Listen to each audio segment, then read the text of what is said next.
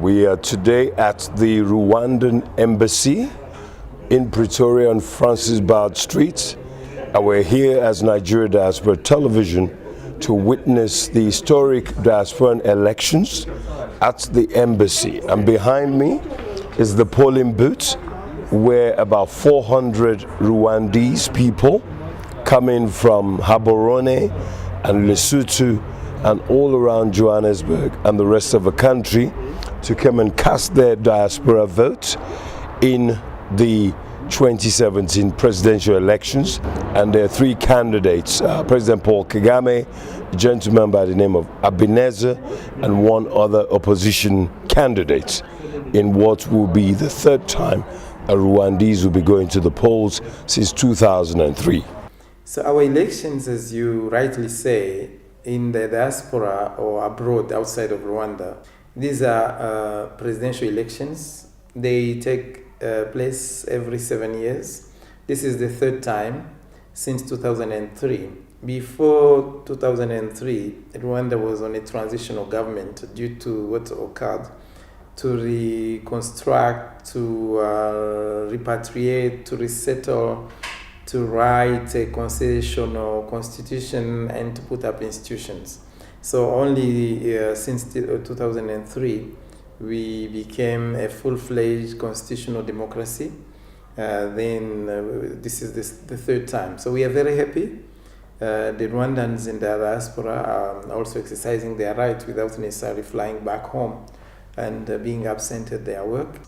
I'm so pleased to see that Rwandans are coming from Swaziland, coming from Botswana, Lesotho, and Faiz, Durban, to come and cast their votes here. It shows that they understand that their choice matters for the future of our country.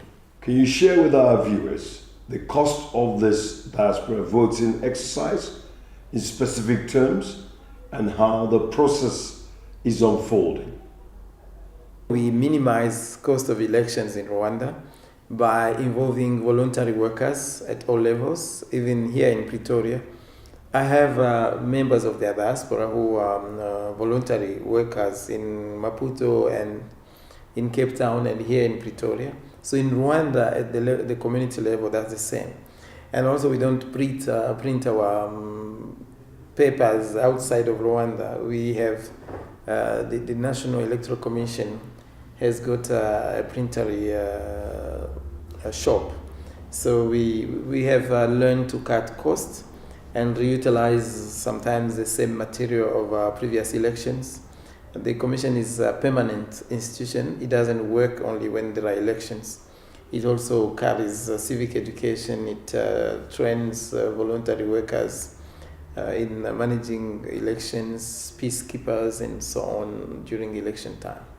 We do know that President Kagame is the darling of Africa and he's done quite a lot. What else do you think whoever wins the election can do to better improve the lives of Rwandans? They have almost many things in common.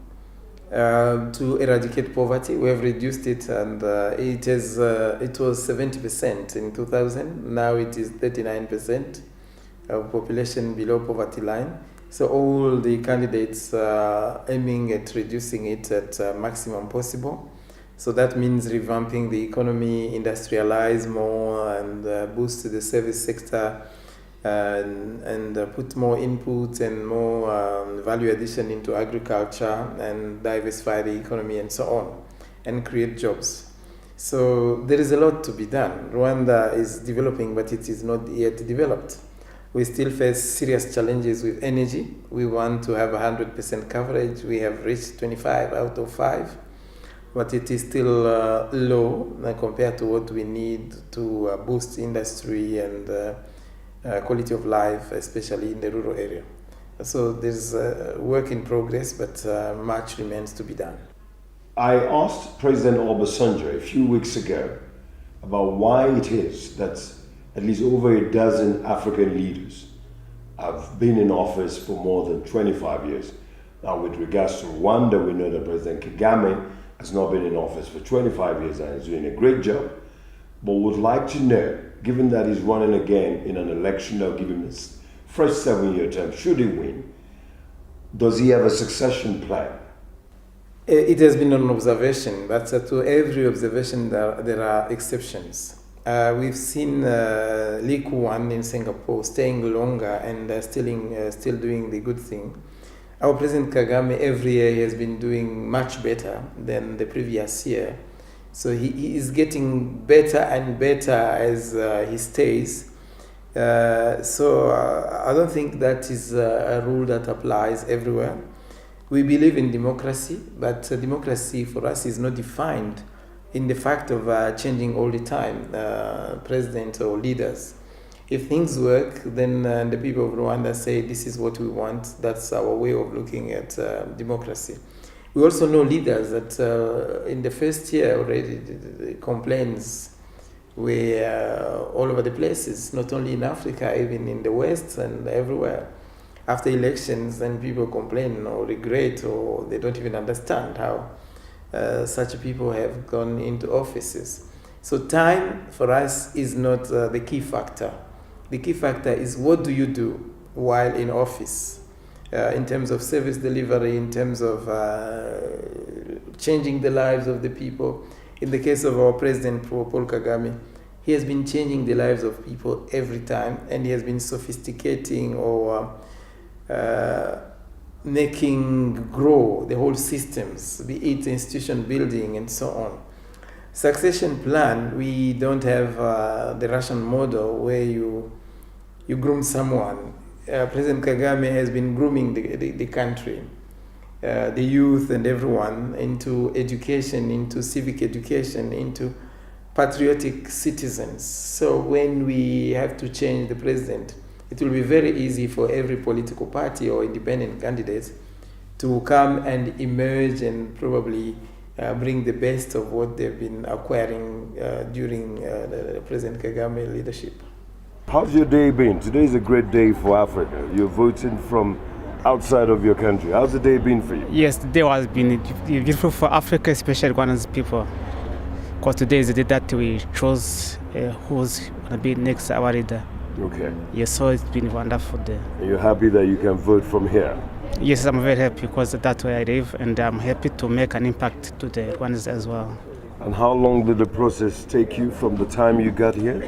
Yeah, it's been quite the most election here. It took me maybe 5 minutes. 5 minutes? If I'm not mistaken, yes. Wow. And so what are your thoughts about democracy in Rwanda? Are you happy with the democracy that you have in Rwanda? Yes, democracy is a process. Democracy is the transparency in Rwanda, democracy, and we are here to make democracy. Democracy, I think, is about the choice of people. So we are here to make that democracy happen. We are here to make a choice. Good morning, Maurice. How are you? Good morning. I just noticed you've just voted in your historic elections. That's correct. You're electing another president in Rwanda tomorrow, right? We are electing a president. You're electing a president? Yes. Yeah. Okay. So tell us, how has this process been for you? What time did you get here and how long did it take you? We got here quite early. It's, of course, a big day for us. You probably do not have a lot of sleep thinking about what you're going to do today. So we came quite early, and it's been a smooth process. How long did it take for you to cast your vote? About 10 minutes. 10 minutes. Maybe even less. Okay. And you're happy with the process? I'm happy with the process. Okay. So what are your thoughts about democracy in Rwanda? I think democracy in Rwanda is transparent, it's mature, and it's fitting in our context. And what are your thoughts about people who say that President Kagame should find a successor? Well, that is up to the voters to decide, and the people of Rwanda to decide, and let's see what the outcomes of the elections will be.